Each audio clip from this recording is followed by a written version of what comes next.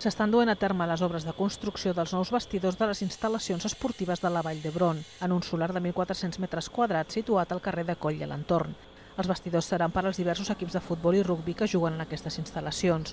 Just al costat hi ha una pista de sorra que utilitzen molts corredors per fer running i ara han aprofitat per demanar a l'Ajuntament si els podrà cedir algun espai dels vestidors per als atletes que corren allà.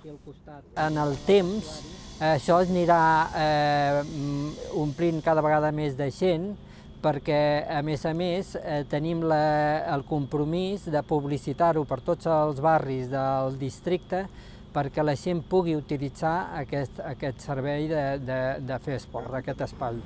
Cada cop hi ha més corredors que utilitzen aquesta pista. Ja el districte ja s'ha compromès a arranjar-la l'any vinent. Demanen que s'hi posi sauló per evitar que s'enfangui amb les pluges i que hi hagi il·luminació per poder córrer de nit. Els treballs de la primera fase de construcció dels vestidors tenen un pressupost de 500.000 euros.